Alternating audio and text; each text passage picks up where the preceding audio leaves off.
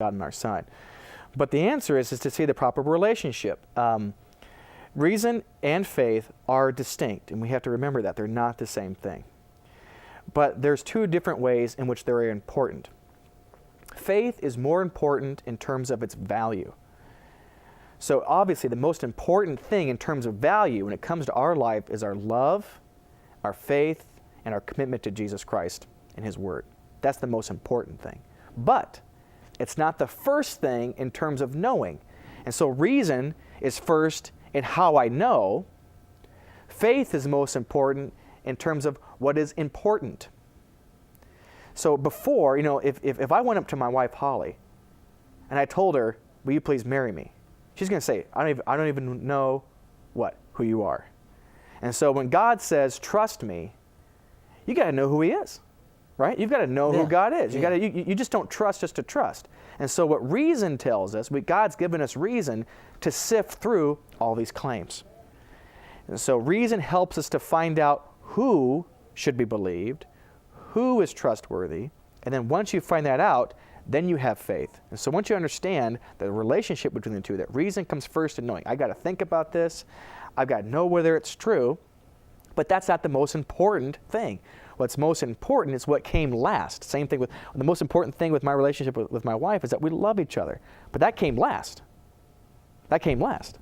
Why? Because I had to have content to what I was doing. And that's what reason does. Reason provides content to what it is that you're trusting, to whom it is I'm loving, to who it is I'm giving my life to. And so once you understand those two things, what's demanded of you as Christians is to, one, know what the truth is, that's the rational part, and to live by it, that's the faith part. So you're saying that, contrary to what a lot of people believe, we are not called to blind faith. No, absolutely not. I mean, Jesus says, if you don't, how can you believe me and when I teach you of earthly things, then how can you believe me when I speak of heavenly things? And God says in Isaiah, come let us reason together. Acts talks about infallible proofs, Paul's reasoning from the Scriptures. In Corinthians, he argues that we demolish all arguments and every pretension that sets itself up against the knowledge of God. So Christianity says, look before you believe, not just jump. And so Christianity is like this. Before you go in the elevator, let's say the elevator is Christianity. Before you go in the elevator, you want to do what? You want to look. Is there a floor in the elevator? Is it working? Is the cable attached? That's what God says. But knowing all those things about an elevator still can't get you in it. You've got to choose to get in there and to trust that cable, to trust that floor. And that's how they go together. God tells us to do certain things. I know they're true now. It's up to me now to trust and live this way. But it's really interesting in our society how we see the two played out, because there's this show that, and I'm admit it, I love this show. I watch it every single time it comes on. It's Lost. I don't know if you've ever seen it. I haven't seen Lost. Oh, I wish you've seen it. But, because this will make more sense to you. Okay, but there's a character on the show that, he talks about his faith. This is what I believe, and I believe it, because he doesn't really say why he believes it, but I'm a man of faith. Like, for instance, he'll say, well, you're a man of reason, I'm a man of faith. And the other guy may say, well, I'm a man of science, you're a man of faith. Like, they are these polar opposites. Right. And there's no middle ground between them. You're either a man of faith or you're a man of reason. Well, I think Jesus would have something to say about that.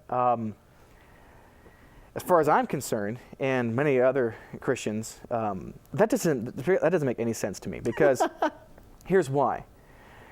No one's interested in your faith, right? I mean, if I came to, this is my faith, no one's interested in that. What they're interested in is why. Why is that your faith, right? I mean, you think about and this is one thing I think that character is missing. One is kind of an arrogant view. One is, because I happen to believe this, somehow that makes it incumbent upon everybody to have that same faith. That's pretty arrogant. But what does it mean to give his faith? All he has done is give us an autobiography. Because someone else is going to claim the same thing. Here's what faiths demand of us. Faiths are saying, lay down your life. I don't care if it's Mormonism, Jehovah's Witness, Islam, Christianity. They're claiming, lay down your life for the kingdom. Sacrifice yourself for the greater good. I don't mean kill yourself or, sacrifice in that way, but, to give up your goals. I mean, it costs Holly and I to be in a ministry. It costs you to be in ministry. Why do that? Reason can answer that. So I tend to somewhat side with the scientists on this one. No one's interested in your faith. They want to know whether or not the faith you have is worth it. And reason can help us to do that. The scientist thinks, well, you're just a person of faith. Why? Because he's right. If that's what faith is, then no one should have it, because it doesn't mean anything. But where the scientist is wrong is he thinks that that's all there is to it, because God also asks us to submit our reason. I don't know how I can't get it how I can be a 90, 80-year-old woman and have a child in my womb. That's right. You can't get that. That's the whole point. You can't get that. That's what faith is. But do you think I can't do that? No, I know you can do that. Well, then you need to believe it. Yeah, but I don't understand it. Then you have to have faith. And so God tells the scientist, do you understand how nothing can come from something? Or something can come from nothing? No. Exactly. You have to believe me as well. So the scientist leaves no room for faith, which is wrong, because God does tell us to say, look, you need to trust me. And you can't figure it out. A lot of things you can't figure out. My goodness, they can't even tell us what energy is, let alone anything else. So scientist requires faith with his reason, and this man of faith needs to change his mind and see that reason needs to be used to substantiate his faith. You've made a very good point that there's a close relationship between both faith and reason. Does the Bible address this issue? What, the relationship between the two? Yeah. Back to Hebrews 11. This is a great quote. That's why I ask in my classes when we talk about faith and reason. In Hebrews 11, it's one of the most, bold claims about this relationship, because it says in there, by faith, we are certain about what? Things you can't see. Now, how in the world? If you told someone, can you be certain about something that you can never see? Most people are going to say no, right? I can't. The most certain thing, am I more certain about the table or God's existence? Well, most are going to say I'm more certain about the table. Why? Because it's in front of me. I can see it. And what the writer of Hebrews is saying, I am certain, I would argue more certain, that there's a heaven than I am about the laws of physics that govern this physical object, this table. Here's how the two can go together. Faith can become certain not because I believe it. The certainty about the things I can't see is certain because of my faith in the person who told me about the things that can't be seen. Faith is certain. Why? Because I trust God. God provides the certainty. So I can be totally certain, let's say I'm in Abraham's position, I can be totally certain that Isaac is not going to die. I have no idea how. I don't know that. I can't figure that out. And so on the one hand, we can be certain through faith, even though I can't figure it out. But then reason tells us, and this is where the combination, later in that same chapter, talks about Abraham being a man of faith. His faith was a result of his reasoning. Through his reasoning, he knew that God could raise the dead. And so some miraculous, mysterious way, God was not going to leave his son dead. Now, how can you sacrifice someone and they be alive? I don't know. But by reason, I know it's true, and by faith, I'm going to trust in God. Yeah. Just like when the Bible talks about the Messiah coming, that he was going to be a suffering servant, but it also talks about it being a conquering king. So much so that the Jews say, well, there must be two Messiahs. That's right. Because through reason, you couldn't make that work. That's right. And another thing, too, is, well, you can make it work. Reason shows you that it's true, but reason can't answer the how. That's what you're getting. Reason can't put them together, but they're told it, but there's nothing irrational about it. So I think about when the Bible tells us to trust in God's sovereignty, even when the mountains are falling, right? That when you see evil advancing, God says that they're not going to win.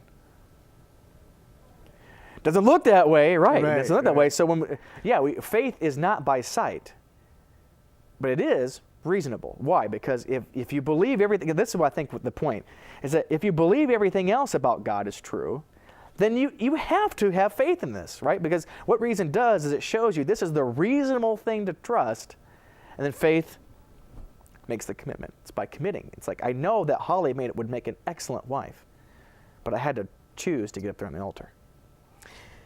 Repeat your definition one more time of faith. Faith is three aspects. what we believe is part of our faith. That it's true is part of our faith. And trusting in God is faith. So ideally, for your audience, what is trust in a nutshell? It's when God says it, I believe it, and I will live by it, even though I can't figure it out. This brings me to the next question, because I've been hearing this more often. The belief that God himself needs faith. Respond to that. God created the world and everything through faith. Wow. I never heard that before. Oh, you never heard that? Oh, okay. Well, I can talk about that. That's absurd. I mean, that's just absurd, because faith is not a power to do anything. And so this idea that God did something by faith is playing with words. It really is. It's actually irresponsible, because you're just, God believes it and it's faith. No, that really is playing with words.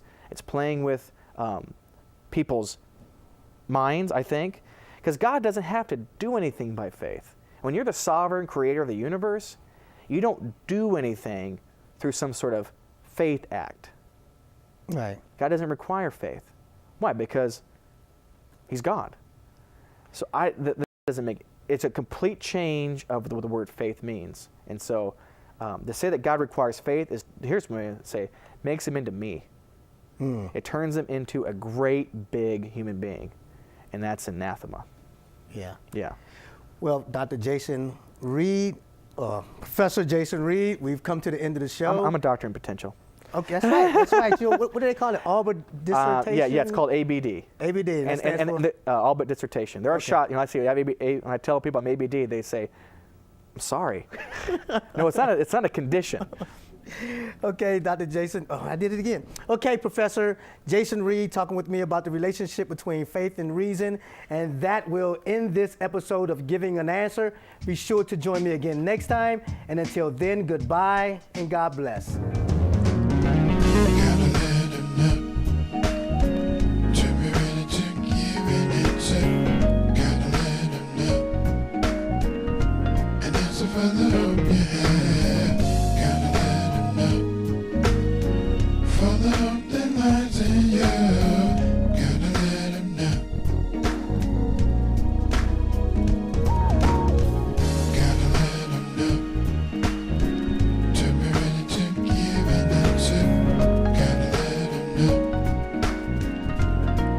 Father.